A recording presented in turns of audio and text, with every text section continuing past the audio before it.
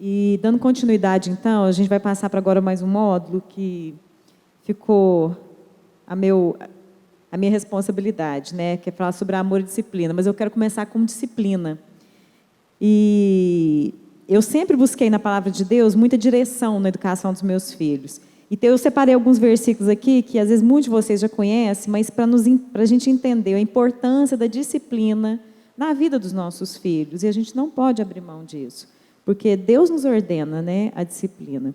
E o primeiro Hebreus 12 fala assim: porque Deus disciplina a quem ama e açoita qualquer que recebe por filho. Então, Deus é uma demonstração de amor, a disciplina de Deus com a nossa vida, né? E, continuando no 12, fala assim: e na verdade, toda correção ao presente não parece ser de alegria, senão de tristeza, mas depois produz um fruto pacífico de justiça nos que são exercitados por ela. E é difícil para a gente corrigir, não é fácil. Nós, como pais, muitas vezes a gente não quer travar essa batalha, é igual eu falei antes, mas é uma batalha que é necessária ser travada. E eu trouxe alguns tópicos aqui a respeito de como aplicar essa disciplina, que se fosse uma coisa mais prática, né, mais palpável para nós, para deixar esses exemplos, para que vocês pudessem, no seu dia a dia, fazer essas avaliações para aplicar para cada momento, para cada situação, o tipo mais viável, né, de disciplina. E então, muitas vezes, quando a gente fala disciplina, nós já temos assim, né, na nossa mente, né, aquela ideia mesmo de punição. E disciplina não é apenas punição. Disciplina, gente, é um processo de ensino, de aprendizagem, que vai estimular o desenvolvimento dos nossos filhos, e o desenvolvimento moral. E quando a gente usa da disciplina bíblica, daquilo que é a orientação de Deus para as nossas vidas, nós vamos estar ajudando os nossos filhos na formação do caráter deles como indivíduo, para que cada dia mais eles possam se parecer com Cristo, para que o caráter de Cristo seja formado na vida deles, né? E o objetivo da disciplina é para que os nossos filhos se mantenham na linha, né? O papel da correção é o quê? Para trazer de volta para essa linha, para onde eles deveriam estar. A disciplina vem, gente, como uma proteção na vida deles e do bem-estar deles. E nós temos que ser proativos nisso, né? Já falamos aqui um pouco disso. Então, os nossos filhos, eles precisam, né, sim, de direção e de correção. E quando a gente dá isso a eles, nós estamos demonstrando a eles amor. Eu falo que eu também, se eu pudesse voltar 10 anos atrás, eu mudaria muitas coisas. Porque, às vezes, eu era muito mais pronta a dizer para os meninos o que não fazer do que instruí-los ao que fazer. E, às vezes, a gente peca muito nesse quesito. Porque a gente vai e fala para o menino, não faz isso, não faz aquilo, mas a gente não dá a razão moral daquilo, e a gente não mostra, não tem a paciência, né, e a sensibilidade de ensinar como fazer, de ensinar como comportar.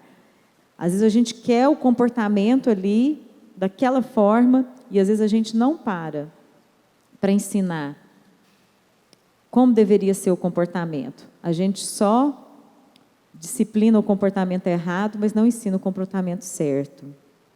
E a palavra de Deus, eu falo que ela é linda. E eu queria ler, né, esse versículo aqui que todo mundo já deve ter ouvido falar, que fala a respeito da estultícia. Que a estultícia, ela está ligada ao coração da criança.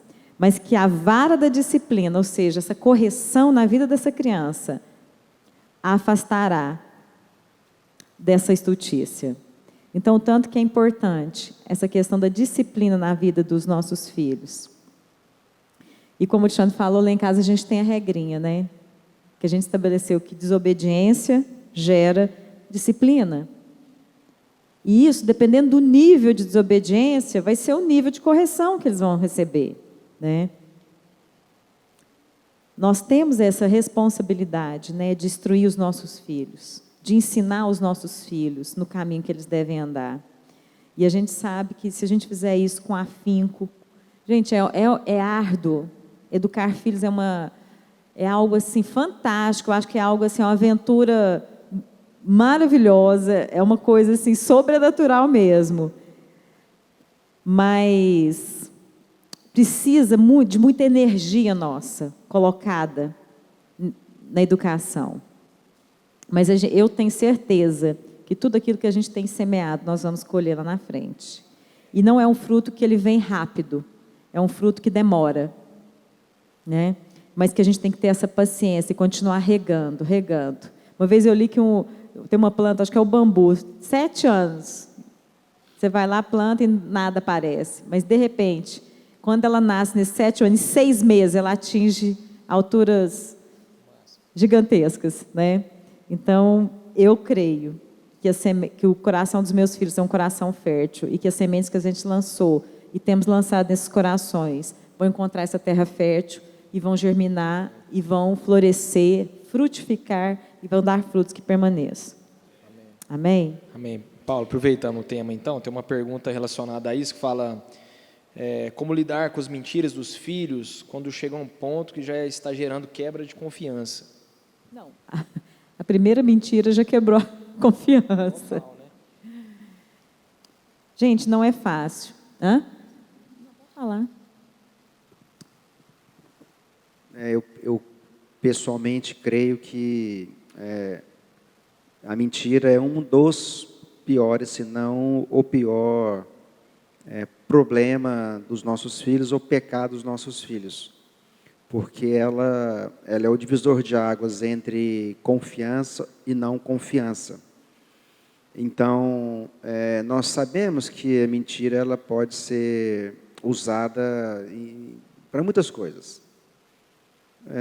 Mas a principal delas, nossos filhos adolescentes, é para esconder algo que, naquele acordo na família, eles não poderiam fazer. Então, eles mentem para encobrir a transgressão. Quando essas mentiras, elas vêm e a gente fica sabendo, e a gente trata isso com eles, né? E a gente lá em casa sempre foi muito aberto com isso, no sentido de logo falar, né, que mentiram, ou da gente fazer as perguntas que levam elas a confessar ou a dizer que mentiram. A gente, então, trabalha a questão da quebra de confiança. Mas há um tipo de mentira que ela já é uma mentira estrutural, ou seja, já é uma questão do caráter, onde ela não acontece simplesmente para evitar a disciplina, mas ela já permeia todo o relacionamento. Então, há muitos casos de relações de pais e filhos, né, que os adolescentes, a mentira já faz parte da vida dessa pessoa, desse adolescente. Então, é uma questão que trabalhar o caráter. Lá em casa, nosso entendimento foi que ela é algo que não pode ser contemporizado. Mentira não pode ser relevado. É grave e tem que ser abordado como uma transgressão grave. Então, lá em casa, a mentira sempre foi causa de disciplina punitiva. Não apenas era de orientação, e quando ela exagera, ela passa a ser agora punitiva também. Então, não contemporize, não releve mentira. Não é só advertência verbal quando acontece, mas é uma punição, né, seguida de consequência. E eu vou falar um pouquinho disso. E aí eu queria, assim, rapidamente, eu vou falar, porque nosso tempo já está avançado, sobre essa aplicação da disciplina, né? O tipo de correção aplicado depende da presença ou ausência da má intenção. Porque a gente tem que avaliar também coisas que são parte, né, da imaturidade, né, da criancice do filho. Então, aquilo que é da criancice, que é uma coisa inocente, que não teve uma má intenção do coração, é um tipo de disciplina que se aplica. Então, você vai dar uma advertência, ela vai sofrer consequências relacionadas. Então, qual que é a sua advertência? Você vai avisar a criança que aquela ação ou a falta dela é imprudência e pode causar danos a outra pessoa, né? Então, ou a ela própria. Então, essa é uma advertência. A consequência relacionada aí é o que a gente vai trabalhando na vida da criança para ela assumir o quê? A responsabilidade da consequência daquela ação dela. E nós não podemos tirar a responsabilidade dos filhos quando eles fazem qualquer tipo, gente, de transgressão, mesmo que seja uma criancice. A gente não pode tirar. Quando agora a transgressão envolve uma rebeldia declarada, ou deliberada, ou que há uma má intenção do coração, isso é estutícia do versículo que eu falei para vocês. E isso é diferente da criancice. E isso já exige outro tipo de disciplina, né? Então, é onde, às vezes, a punição vai ter que vir e as consequências vão ter que ser proporcionais à transgressão. Pois é a punição que vai estabelecer o valor do erro na vida da criança. Então, quais são os erros, às vezes, de punição que a gente vê e que a gente mesmo comete? Às vezes a gente dá uma punição muito leve, mas para uma coisa que é muito séria. Então, isso estabelece na vida da criança o que é um valor muito baixo para o erro dela. E, às vezes, ao contrário. Às vezes é uma coisa muito pequena e a gente estabelece uma punição muito excessiva. E isso também vai causar o quê? Uma irritabilidade na criança. E não vai causar um aprendizado. Então, a gente tem que ter esse equilíbrio, né, para aplicar a disciplina, para aplicar, né, as punições para cada situação. Isso é desafiador para a gente, porque você tem que avaliar todos esses pontos, né? Então, a gente tem que considerar, e isso faz parte dessa flexibilidade que a gente vai aprendendo a ter, o quê? A frequência do erro, o contexto do momento, a idade da criança, né? E a questão do comportamento global da criança. Ver se, então, é uma questão de estultícia ou se é uma questão de criancice. Eu já pequei muito nisso, porque às vezes eu achava que tinha má intenção e às vezes não era coisa de criança. Como às vezes é coisa de adolescente. Quando eu falar criança, eu estou me referindo a adolescente, certo? Então, e nós temos que ter esse olhar que vai além da situação ali do problema, para a gente saber como lidar com cada problema que vier, né? E agir com o quê? Com sabedoria, né? Porque a gente mete o pé pelas mãos. Quando a gente vai o quê? Na raiva, no nervoso, ou que você já chega cansada, e você já quer resolver o problema. Aí eu falo, já roda a baiana fora de hora. E aí, esse tipo de correção que a gente pensa que a gente está dando, não causa aprendizado. Porque na raiva, na ira, nós não vamos produzir nada de bom.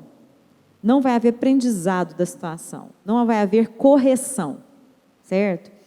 E quanto aos níveis de ofensa, né, que tipo de advertência eu vou dar, que tipo de disciplina, eu quero falar de 3. A primeira, quando é um nível leve, que é o nível 1, advertência verbal. É quando você vai e corrige verbalmente. Não precisa mais do que aquilo. Você vai lá, corrige verbalmente e pronto, a criança entendeu, segue em frente. Nível 2, quando aí já aconteceu algo um pouco mais grave e há uma necessidade de advertência verbal e ação. Então, é um comportamento inaceitável, né? Que começa a se repetir. Então, é necessário uma correção verbal e uma correção física. Agora, o nível 3 já é aquele que é gravíssimo, que precisa de punição e as consequências. Porque a criança ela precisa assumir a responsabilidade das ações dela. Então, tem que haver a consequência. Então, isso envolve, né, essa questão de ações de rebeldia, violação moral, né, contra as pessoas, coisas que vão trazer realmente consequências graves para os outros e principalmente para o nosso filho. E a consequência, ela tem que gerar desconforto na vida dele. Dor. Vamos falar no rasgado. Tem que ter dor. Tem que ter perda de privilégio. Tem que haver restauração quando é algo que foi quebrado. E se precisa, castigo. E aí o nível de castigo vocês vão determinar. Nós não podemos isentar nossos filhos das consequências. Senão nós vamos estar criando péssimas pessoas para essa nossa sociedade. E a gente sabe, gente, que tudo isso não é fácil da gente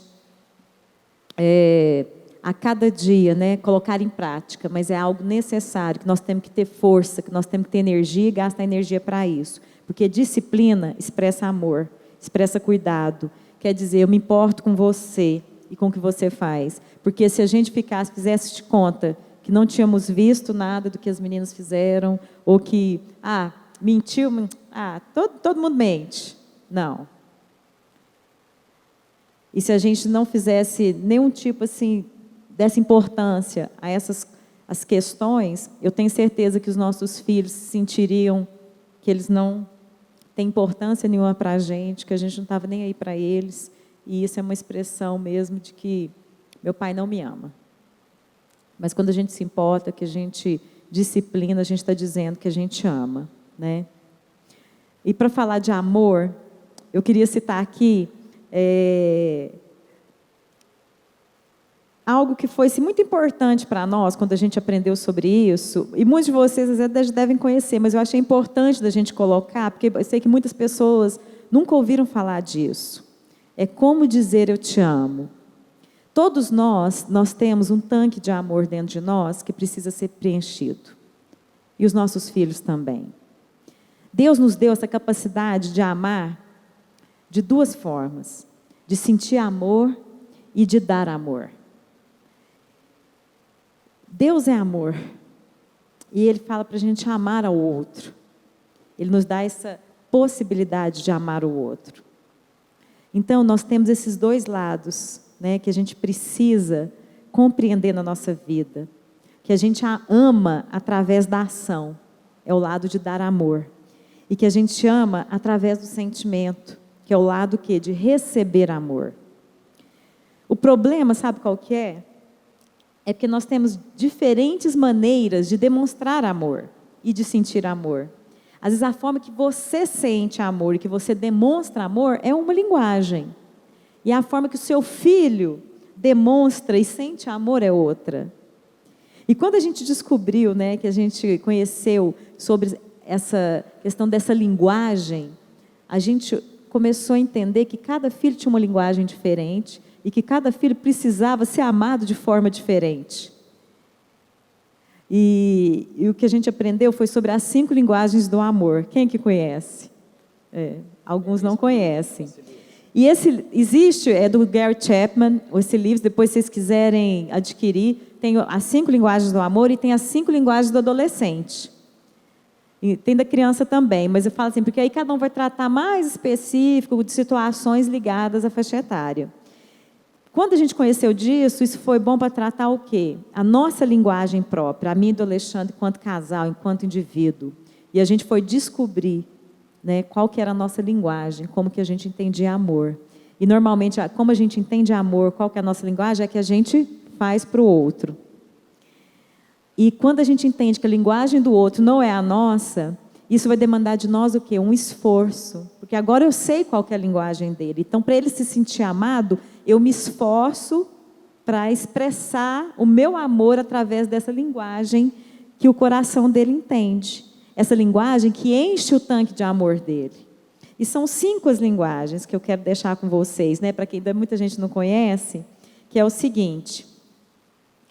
A primeira linguagem é palavras de afirmação.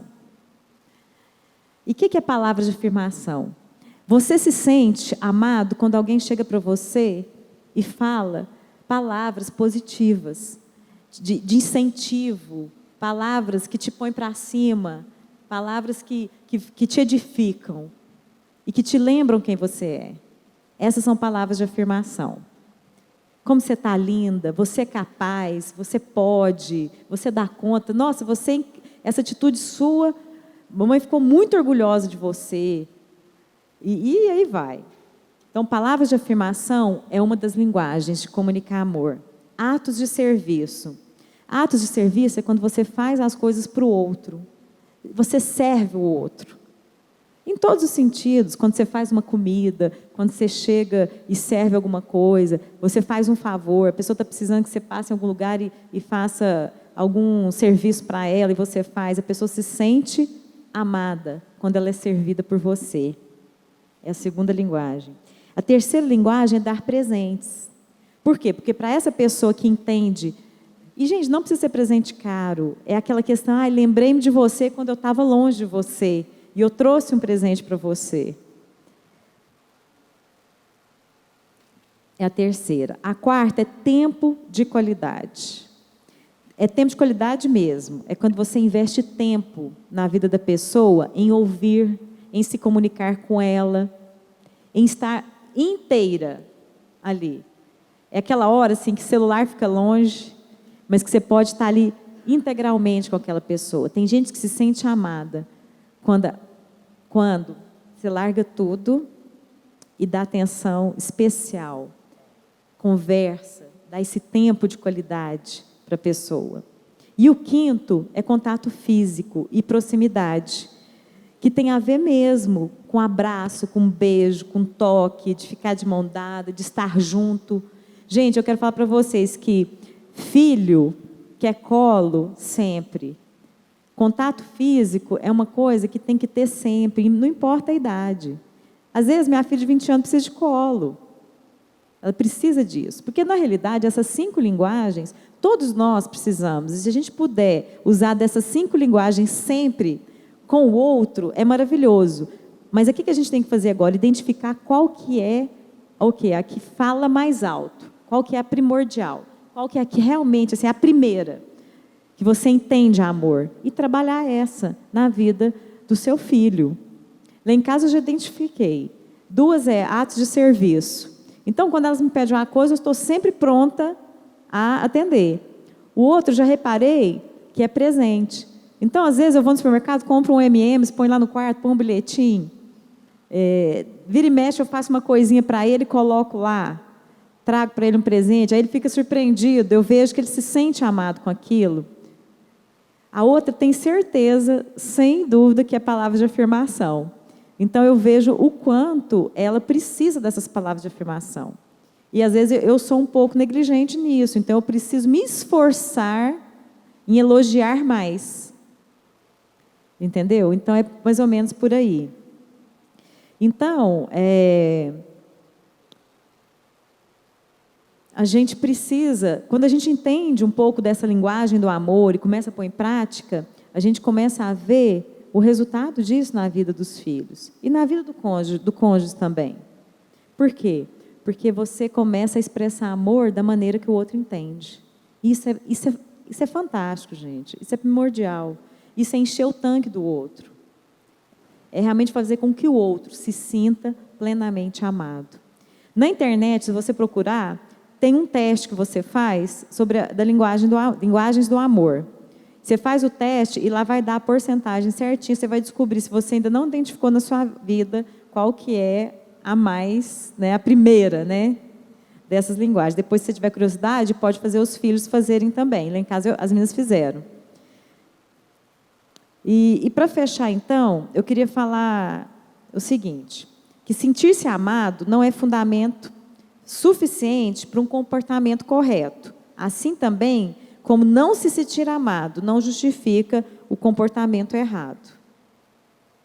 Então, aqui cabe a gente entender que, independente, né, da situação, né, isso não justifica o meu comportamento. E que a gente possa, a cada dia, tomar a decisão de amar. Porque amar é uma decisão. E a gente pode tomar essa decisão todos os dias. De amar os nossos filhos, de amar os nossos esposos, de amar a nossa família. Então, que dê-nos dessa disposição de amar. Porque, por muitas vezes, para expressar esse amor, vai demandar da gente energia, vai demandar da gente esforço, dedicação, tempo. E tudo isso é necessário para a construção dessas relações, para a construção dessa e reconstrução dessa relação com os nossos filhos, para que a gente possa viver, né, num lar mais harmônico, um lar de paz, onde o amor possa mesmo prevalecer entre nós. Amém? Queria deixar então isso com vocês. Bênção. Estamos encerrando. Antes da gente poder se despedir, eu Eu quero ler um breve texto e queria pedir para o pastor Alexandre fazer uma oração também por nós, para a gente encerrar, pelos pais, pelos nossos filhos. E eu vou ler aqui encerrando com uma frase sobre a cura da adolescência. É um parágrafo, né? Bem rápido.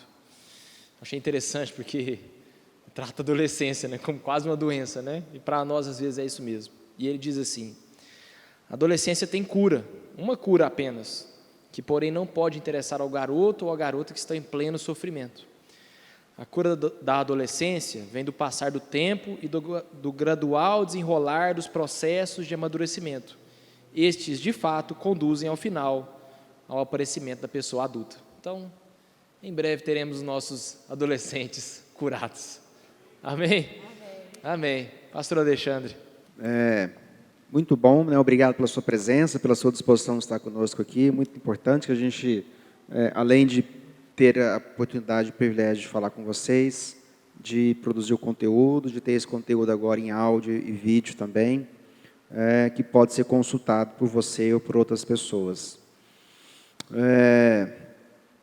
Vamos orar então. E como eu disse, nós não temos a pretensão de exaurir todo o assunto aqui.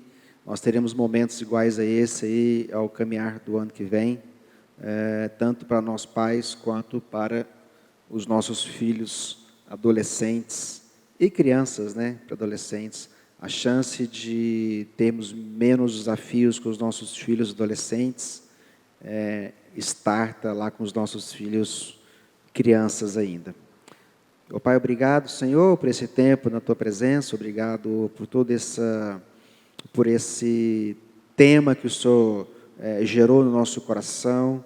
Ó Deus, apesar de sabermos que é um período de tempo tão curto para tratarmos de assuntos tão complexos, nós cremos que a semente foi semeada e que ela encontrará corações férteis para recebê-la e produzir frutos a partir desta semeadura. Eu oro, eu peço por cada casa, por cada família aqui representada, eu oro pela relação conjugal dos casais, eu oro pela relação familiar de pais e filhos, eu oro também, ó Pai, pelos nossos filhos, sejam eles crianças, sejam eles pré-adolescentes, adolescentes, jovens, adultos. Eu oro e intercedo por cada um deles, que o Teu Espírito Santo, a Tua Palavra, alcance de maneira plena e integral o coração de cada um deles. Eu oro também por nós, pais, que nos dê sabedoria do alto, que nos dê capacidade, habilidade, discernimento, revelação, para lidar com todos os desafios inerentes a essa fase, ó Deus, da adolescência nos nossos filhos, e que muitas vezes, ó Deus, nos aflige tanto. Nos dê essa capacidade que vem do alto para lidar com tudo isso e para minimizarmos, ó Deus, o sofrimento tão grande que, via de regra, passa pelo coração deles, que as ações deles também afligem o nosso coração enquanto pais, que o Espírito Santo possa minimizar, suavizar e nos direcionar em todas as coisas. Eu oro, agradeço, no nome do nosso Senhor e Salvador, Jesus Cristo. Amém. Deus abençoe a todos.